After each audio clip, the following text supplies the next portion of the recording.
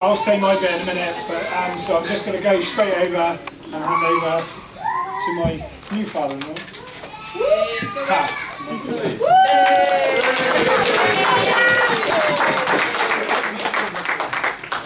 Don't mention the rugby. Sorry. You're right, just did. Okay, as the father of the bride, it's my pleasure to make the first speech. I've had no advice on how to do this, so I'm going to keep it. Yay! So I'm going to keep it short because I understand that the best man is going for the record. No. So, myself, the bride's mother, and Tom's father would like to welcome you all to the celebration of Tom and Becky's wedding today. I know that some of you have travelled a long way, and we thank you for that. Thank you all for coming to help celebrate this special day, and I hope that you all have a wonderful time. I am the proudest dad to accompany Becky down the aisle, and I think you'll all agree she looks really stunning. Yeah.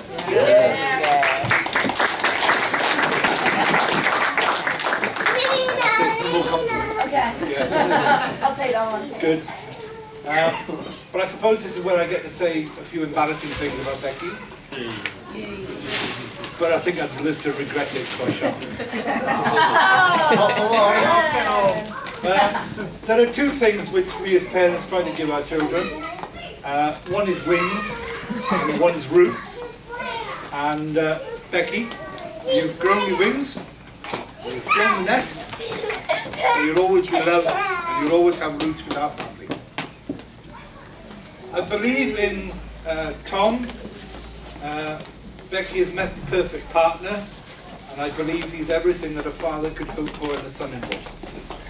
So, welcome, Tom. Thanks, mate. According to the Internet's Idiot's Guide on Wedding Speeches, I'm supposed to offer some advice on marriage. So I asked my wife. I suppose the only advice I can give is marriage is a time that you stop painting the town red and start painting the walls and ceilings. But maybe not with Tom and Becky. Tom, I suppose that after 31 years of marriage I've learned a few things. And all you need to remember is two little words. All and only. All I need you to do is, and it'll only take you 5 minutes. After that, I think I'd better finish, but before I do, I'd like to offer one final bit of advice. Marriage is the meeting of two minds and two souls. It is clear that Becky and Tom are a perfect example of this, and I hope that it continues for a long, long time. Would you now please charge your glasses and be upstanding? I'd like to raise a toast, please, to the bride and groom, Mr. and Mrs. Cook-Davies. Thank you. Tom and Becky.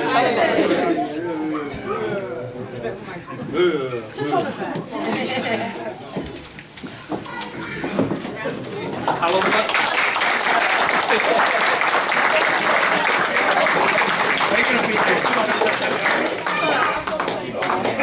10 minutes. 22. It's better not to be. I'll try and keep this fairly brief. First of all, good afternoon or good evening as we're approaching now to all of you. And I'd like to thank you all for turning out to our wedding, making it the amazing day it is, but most of all, thank Becky for turning up, because really I would have been in trouble here making this speech to no one really. So, but it wouldn't be the same without you, our family and friends all here. It wouldn't be the special day that it's turning out to be. Now, I have to start this main part of my speech with an apology. Come round here, darling. I'd like to start the main part of my speech with an apology. Not long after me and Becky started seeing each other, we headed off to do some shopping for my mum. As she was unwell at the time and couldn't leave the house, Dad was at work, so we used to do a bit of shopping for her. We took the shopping... Yeah,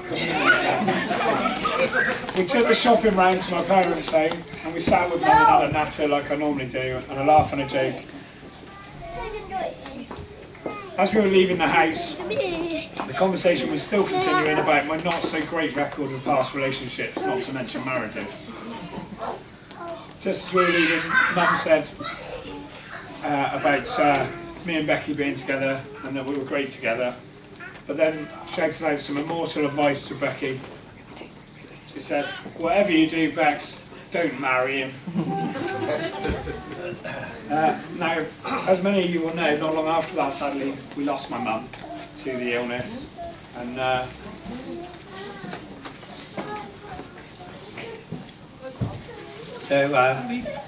we're sorry, Mum, but deep down I know you'd be proud as punch of us, and we're very happy.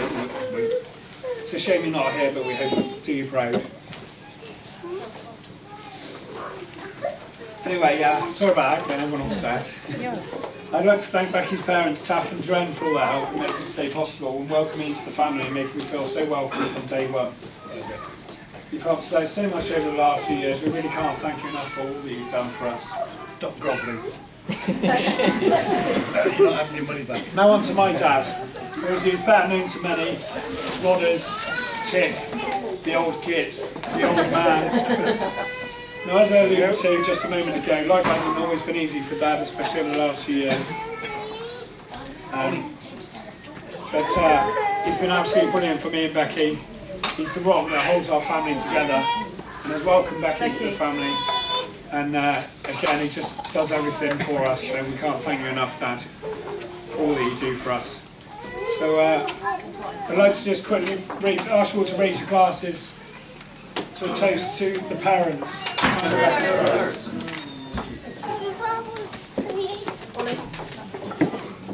So now for a few words on my gorgeous new wife Rebecca here. We met in a roundabout sort of a way with the great help of Facebook, like so many. We arranged to meet up for a drink at my temporary home at the time. I was amazed she stayed, to be honest, because the house was different to say the least. It had no stairs. When you did manage to get up what was kind of a stairway and you came out of my room, there was a sheer drop straight to the floor if you stepped out more than 2 yards. But I was to learn that this wasn't a problem, as I had wine, and as many of you will know, where there's wine there's Becky. We got on great and Becky was a regular visitor to my digs, and when we didn't have wine we just went to the pub. We moved into our own flat and thanks to a Boxing Day session with our bridesmaid Smithy, not that type of session. So after a bit of a drinking session, something happened later on that evening that produced our first child, Ollie. What was that? So that's your fault, Smithy. Yes, I take the blame for that. We followed on, and obviously we now have Francesca with a wonderful family, and I have to thank Becky for our gorgeous children because they certainly don't get their looks from me. Amen. Anyway, I'm sure you'll all agree that Becky looks absolutely stunning today, but then she looks great to me every day. She's as gorgeous as ever today, just a little bit smarter dressed than normal. Becky is sexy, intelligent, caring, funny, generous, hard-working. She does everything for me. In fact, she even wrote that last bit of my speech. I quite honestly don't get what Becky sees in me, to be honest, although she does appear to have a bit of a major thing for fat, ugly, bold blokes. As I look out in front of me today, I can see I've got quite a bit of competition. I'm only kidding though, she really does look after me. She keeps the house tidy, lets me and the kids create chaos. Mainly me, not the kids. And she looks after us, and I love you so much. I'm a very lucky man, and I can't thank you enough for my wife today. Now, I need to thank a few people who have helped us out as well. I'd like to thank Becky's auntie Ruth, who's arranged a beautiful cake to be given to us, amongst some other bits and bobs, so thank you very much for your help. Obviously, I've already thanked the parents for their amazing help. Again, we couldn't have afforded today, we've afforded a lot of things without your help. I'd also like to thank someone who's around at the moment, is Kate Evans here. Her mum and dad helped set up this room today. And we're also at home at the moment preparing our food for this evening. They've done it totally just off the cuff for us just a gesture, and we can't thank them enough. So in their absence, can I quickly ask everyone to raise a toast to Sandra and Dave for all their help today. Sandra and Dave. Mum and Dad. I'd also like to thank Kate and Fred and quite a few others of you here for looking after our children today, because frankly we can't be bothered. Now I also have to go on and thank our bridesmaid Gemma here. Well, Smithy, as she's better known. Again, thanks for all your help today, Smithy, and for organising a fabulous hen do that I know Becky really enjoyed. And if anyone wants to go and look on Facebook, there are some quite interesting pictures, and keep your children away from some of these pictures. So, also, Smithy there, absolutely stunning today, I think we'll all agree. So we'll have one more toast, please, to Gemma the bridesmaid. I'd just like to take a quick moment just to give out a couple of gifts that we've got here. So Smithy, if you can just Smithy?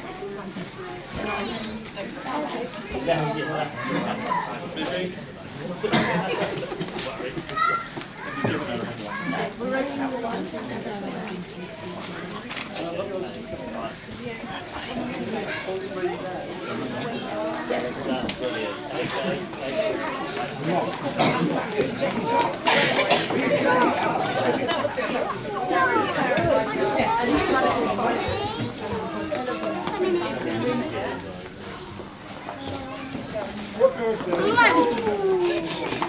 Beeve, can you come and grab a little gift?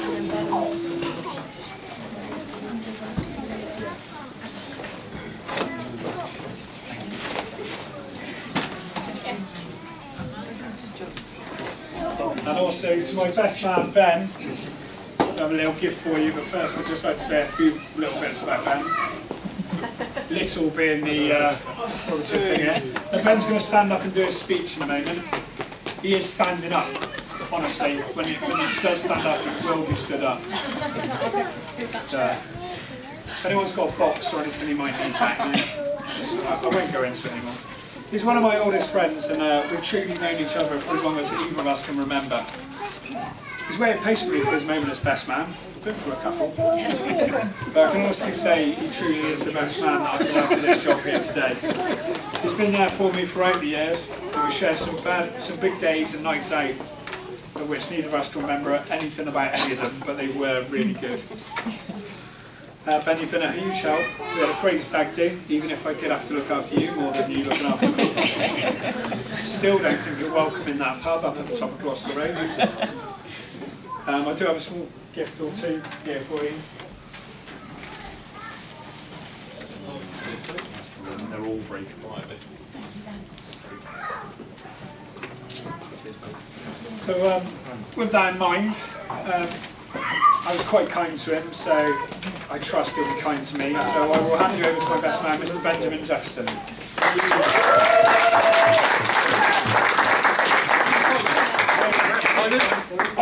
One more thing. You all have a sweepstake on your tables. Have you all filled them out? Have you all done it?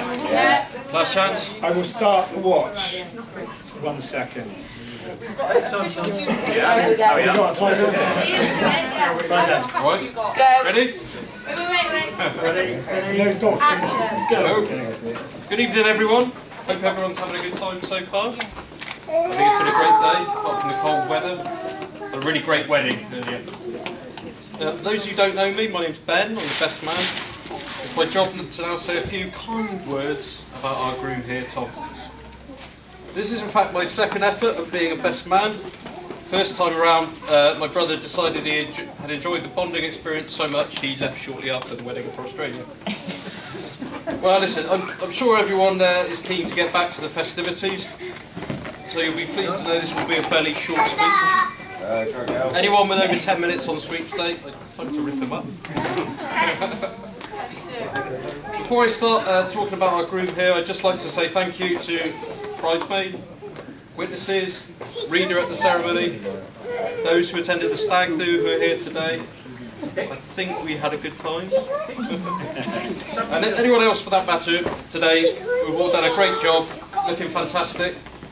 I think you'll all agree. So well done, and many thanks on behalf of Tom and Becky. So without further ado, on to the Groom.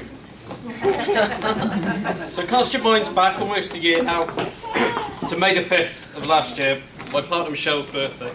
It was cup final day, Chelsea versus Liverpool, barbecue, a few drinks, freezing cold, and Tom, over a few ciders, asked me to be his best man.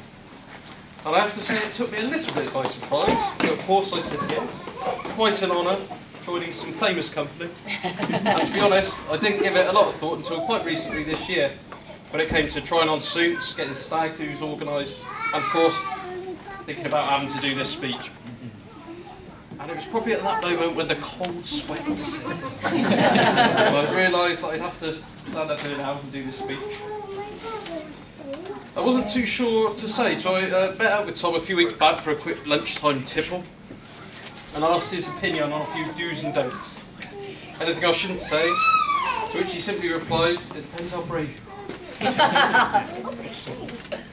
I wasn't feeling too brave then, I'm not feeling too brave now, standing in front of everybody. But I think I'll set out a few ground rules for the speech as follows.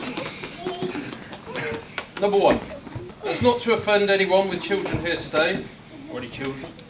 There will be no swearing. So it's not to offend the groom, and at least a few others. The word city and the colour red will not be mentioned. And it's not to offend a good proportion of everyone gathered here today, and despite the obvious inclination to do so, it's just too easy a target. So any of the words 3, third, triple, treble, trio, triangle, or hat-trick will not be.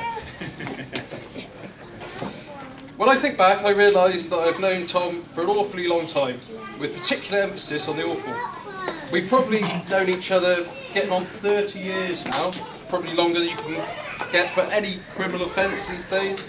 At times it has felt like partly. Some of the earliest memories I have of Tom are probably up on the green in Nelsey. Green Slade Gardens versus Nightingale Gardens at football. Jumpers for goalposts, covered in mud, avoiding dodgy tackles and potholes, and of course sending Tom in some garden after he tried to emulate a Holloway volley to ask the age-old question, can we have our ball? Those were the days. I also vividly remember Tom and Rod take me up to Eastville for my first introduction to live professional football. And it was probably there, stood on the cold terracing, watching the Gas labour to a 0-0 against the Wimbledon, the Cambridge, maybe even a Newport County derby. That I first began to question Tom's judgment. It wasn't the last time. Well, thank you guys nonetheless. We've travelled the world together and had some excellent times in far away and illustrious places as Barcelona and Newquay. And on the subject of faraway places, I've asked a few of Tom's friends from down under for some pleasant messages to include in this speech. Thought you said no swearing. Unfortunately, if I read out the message from my brother, I'll be breaking ground rules 1 and 2. If I read out the message from Andrew Brown-John, I'll break 1 and 2. And if I read out the message from Denzel, I'll not only break all the rules, but probably cause a police. It's not just our love of travel that's brought us together and kept us mates through the years. We share a few common interests. It may come as a surprise to some of you, but Tom is in fact a football fan. As am I. We also like a game of darts or snooker from time to time, a bit of a hack round the golf course, and we both have the odd tendency to the odd flutter, an occasional half a side. But I think the thing that I'm most proud about really is our common goal to lose our hair together. But I have to say, there are a few parts of Tom's personality that I don't quite get. And I'm not just talking about the blue and white. I'm not quite sure I bought into his fashion sense, perhaps his taste. And I'm not quite sold on that wonderful invention called Facebook, which I understand that Tom has used a couple of times. And while Tom's questionable judgment has been a bit of a theme throughout the time I've known him, do you know what? I think he's finally figured out how to make the right decision. He's got himself a great wife in Becky. Looks stunning today. very importantly, someone who can keep him on the straight and narrow. Most of the time. Two smashing kids in Ollie and Cheska. Nice home. Dare I say it, he's starting to settle down now. And this is a good thing, because despite my worries about him over the years, he's a good mate, someone I look forward to spending time with, always good value. So, with those pleasantries, I'll take my leave, but before I do, I'd like to ask you all to charge your glasses for the last time and join me in wishing the bride and groom, Tom and Becky, the very best for their future. Together, I'm sure what will be a fantastic life. So please, finally, a toast to the bride and groom. Cheers.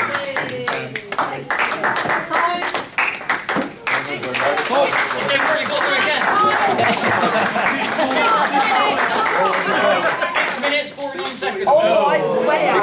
So guess what it is here.